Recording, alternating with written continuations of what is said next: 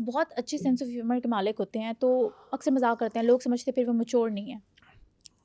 देखो मजाक अगेन फिर वही बात आ गई ना, हम्म, सिचुएशन के मुताबिक आपने ह्यूमर लाना है ना। अब अगर किसी की डेथ पे गए हो वहां को, यार मेरे अब्बा भी मरे थे यार, उनके हमने छोले बांटे थे, तो जूतियां मारेंगे सारे, ठीक है। सो अगेन सिचुएशन को समझना बहुत ज़रूरी है कि आप किस सिचुएशन में कहाँ बैठे क्या कर रहे हो। आप इंटरव्यू देने गए हो, सीरियस इंटरव्यू हो रहा है, और वहाँ को हाँ सर आप बड़े मोटे लग रहे हैं। यार अगर आपने ये कहना है ना, तो को सर मेरे दोस्त है वो मुझे ना, उसको हम अक्सर छेड़ते होते हैं, यार वो बड़ा मोटा लग रहा है ना। बात ये भी वही हुई है बट इनडायरेक्ट हुई है, अब चुभेगी नहीं, चुभेगी नहीं। हाँ, आपने नाम भी नहीं लिया किसी का। ठीक है। सो अगेन इसके डिफरेंट, पहली चीज क्वालिटी इसमें होनी चाहिए आपके पास कि आप ऑब्जर्वर अच्छे हों, लिसनर अच्छे हों, फिर आप अपने ऊपर जोक्स बना सकें, बर्दाश्त भी कर सके ना अगर कोई आपके साथ मजाक नहीं कर रहा है। बर्दाश्त तो बाद की बात है ना, पहले तो ये कि आप सेंस ऑफ ह्यूमर में अपने ऊपर ह्यूमर बनाए ना। हाँ, आप दूसरों के ह्यूमर पे किसी को खुश करके आप क्यों, अच्छा अगर आप अकेले में किसी का मजाक उड़ा रहे हैं तो गिबत कर रहे हैं। सो हर तरह से आप नहीं, हर चीज को बैलेंस बैलेंस रख के देखना है। चलना है, राइट। सो इसलिए सबसे पहली चीज़ ये है कि आपने ह्यूमर अपने ऊपर करना है। ह्यूमर करना है, ज़लालत नहीं करनी। बहुत फाइन लाइन होती है जो लोगों को समझ नहीं आती, क्योंकि कुछ लोग ना अपना मजाक करते हैं तो फिर उड़ा देते हैं मजाक, फिर लोग उनकी इज्जत ही नहीं करते, क्योंकि कहते हैं जब कोई अपनी इज्जत नहीं करता लोग भी आपकी इज्जत नहीं करते। नहीं ये फ़र्क है, देखो मजाक, मैंने आपको भी किस्सा सुनाया है, इसमें इज्जत वाली कोई बात आई? मैं अपनी माँ की इज्जत नहीं करता, मैं अपनी इज्जत नहीं करता। नहीं, जब कोई अपने बारे में मजाक करता है। नहीं तो मैं वही कह रहा हूँ ना, मैं आपको अपने किस्से सुना देता हूँ, बेतहाशा मेरे किस्से हैं, हाँ, ठीक है। मेरी अपनी ज़िंदगी की मैं अपनी कोटेशंस अपनी सारी ट्रेनिंग्स में मैं किसी बिल गेट्स, किसी स्टीव जॉब से किस्से नहीं सुनाता, मैं अपने किस्से सुनाता हूँ, ठीक है। मैं अपने किस्से जब सुना रहा हूँ उसका मतलब ये है कि मैं एक इंसान हूँ, आप ही की तरह गोश्त पोश्त रखता हूँ, आप ही की तरह दिल रखता हूँ। तो आप तभी, मैं ना एक आपको इंटरेस्टिंग बात बताता हूँ, मैं दुबई में एक ट्रेनिंग करा रहा था, तो इंडियन कंपनी थी, ठीक है, उनके ना मतलब मल्टीनेशनल कंपनी थी लेकिन इंडियंस उसके सीनियर मैनेजर्स थे सारे। तो उनका जो एमडी था ना वो इंडियन मुस्लिम था। अच्छा। तो वो उसने मुझे कहा जब ट्रेनिंग शुरू हुई ना, तो मैंने इसी तरह बताया कि यार मैं कौन हूँ, मेरे बैंकरप्सी हुई हुई है और मैं इस तरह से हूँ सारा कुछ। और फिर मैंने उसको 2-4 बताया कि मैं उसमें से कैसे निकला, मैंने वो किस्से सुनाए। तो lunch break, sorry tea break का टाइम 11:30 था, तो मैंने कहा जी 11:30 टी ब्रेक कर लें। उन्होंने कहा नहीं सर आप कंटिन्यू रखें, बड़ा मज़ा आ रहा है। खैर एनीवेज मैंने 12 बजे टी ब्रेक करी, मैं कह मैं भी थक गया हूँ। बाहर निकला तो मुझे ना वो एमडी कहता है कि सर आपकी बातें बहुत अच्छी हैं लेकिन आपके पास ना किस्से नहीं हैं। आप कोई स्टीव जॉब्स की कहानी सुनाएं, कोई बिल गेट्स की कहानी सुनाएं, वो मोटिवेट, आपको देख के कौन मोटिवेट होगा, ठीक। अच्छा उतनी देर में उनका जो हेड ऑफ वो था ना मार्केटिंग, वो एक सरदार था, वो बाहर निकल के आ रहा था, तो हमारी तरफ आया। मैं खड़ा था, एमडी थे और उनके सीएफओ थे, और वो दोनों, सीएफओ पाकिस्तानी थे और एमडी जो है वो इंडियन मुस्लिम थे। तो वो दोनों मुझे ये समझा रहे थे कि जी आप किससे लोगों के सुनाएं, अपने ना सुनाएं, यू आर नॉट इम्पॉर्टेंट, ठीक है। उस वक्त मेरा कैरियर का भी स्टार्ट था, इस कैरियर का, ठीक है। तो जब वो बाहर आया ना, तो मैं तो वो Sardar ji, he was around 62 years old, काफ़ी मतलब एजेड थे वो। तो कहने लगे ओ पा जी मज़ा आ गया अज पहली बारी पता लग गया कि ट्रेनर इंसान होंदा है, ठीक है। ट्रेनर दे विच भी मसले होंदे ने। Sir ji you are doing excellent, please continue. मैंने एमडी को देखा, एमडी ने मुझे देखा, कहता कंटिन्यू। लेकिन उसने, एमडी का तो ये था कि शायद ये लोग एंजॉय नहीं कर रहे, हालांकि ये लोग एंजॉय कर रहे थे। क्यों? क्योंकि they could relate with my, मतलब मेरे जो ओन स्टोरी थी, जो मेरे अपने लॉसेस थे, जो मेरे उसमें तंजो मजाक के मैंने कैसे कैसी बोंगियाँ मारी हुई थी, ठीक है। सो बिकॉज मैं, वो था क्या, टीम बिल्डिंग का इवेंट था, ठीक है। 2 नई कंपनियों का मर्जर हुआ था, उनको आपस में जोड़ना था, ठीक है। तो उनको जोड़ने के ऊपर एक कंपनी लॉस करके आ रही थी, एक कंपनी प्रॉफिट में थी। तो जो लॉस वाली थी वो कहती थी कि हमें तो ये चाहिए, प्रॉफिट वाले कहते हैं हम इस मुसीबत को क्यों गले डालें, ठीक है। सो वो उन लोगों का माइंडसेट चेंज करना था कि भाई profit and loss is part of the life, right. So बताने का मकसद ये है मेरा कि देखो ये जो ह्यूमर और ये जो लोगों के साथ डीलिंग है ना, इसमें आपको जो फाइन लाइन आपने कहा है, वो फाइन लाइन को डिफाइन करना भी बहुत ज़रूरी है कि वो फाइन लाइन है क्या। आप अपना मजाक उड़ाते हैं, वो एक अलग चीज़ है। आप अपनी ज़िंदगी के ह्यूमरस मोमेंट्स शेयर करते हैं, आप अपनी ज़िंदगी की सक्सेस एंड फेलियर्स शेयर करते हैं, वो ह्यूमन चीज़, ह्यूमेन है। तो लोगों को ये ना पता चले कि जो ये ट्रेनिंग करने बैठा है इसके साथ प्रेगनेंसी के अलावा सारी बीमारियां हो चुकी हैं।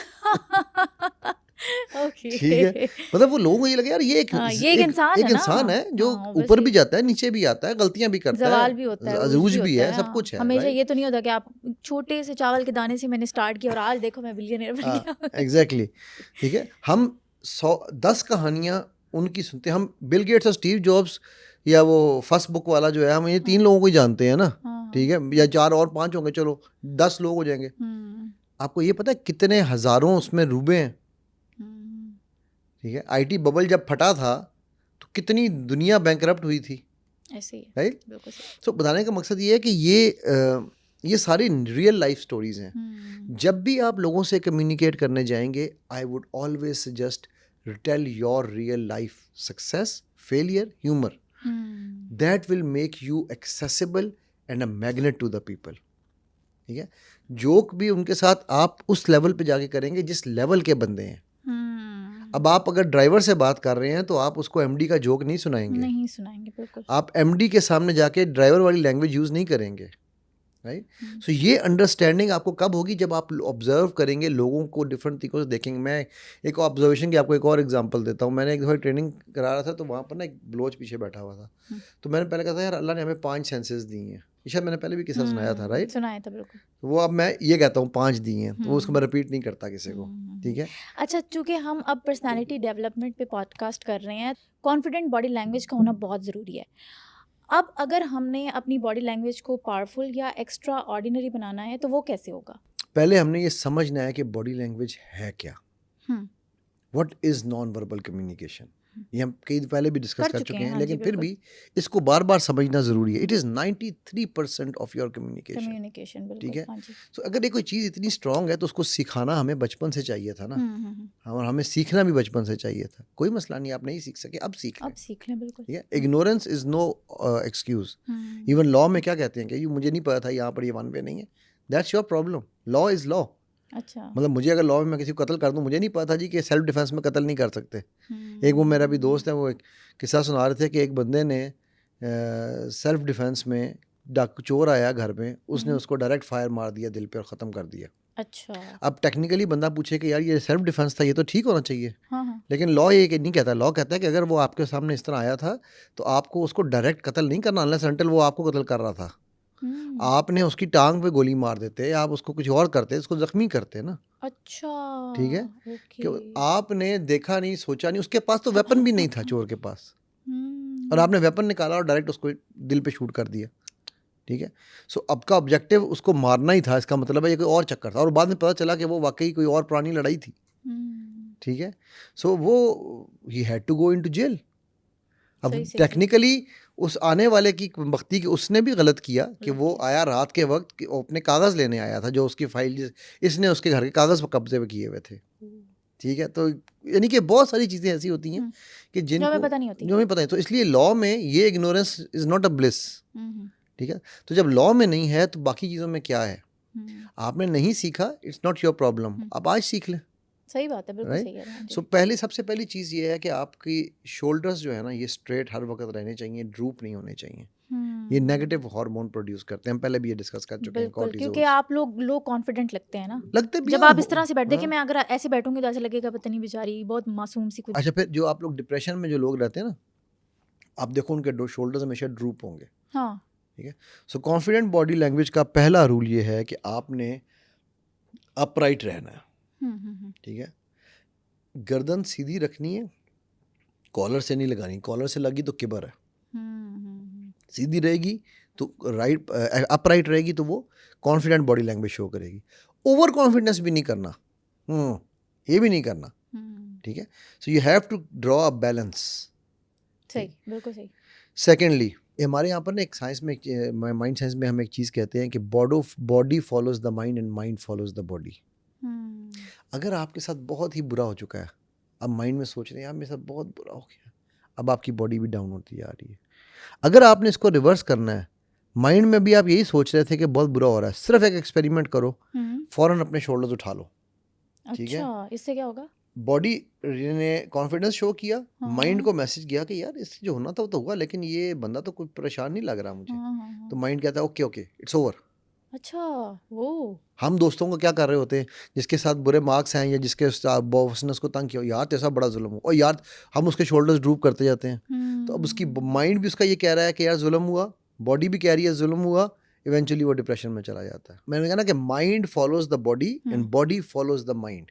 तो अगर आप चाहते हो कि आप मेंटली स्ट्रांग हो जाओ तो ये आपको मैं ये होना था जो हो गया मैं कर जाऊंगा इसे कवर आपकी बॉडी रिकवर कर जाएगी।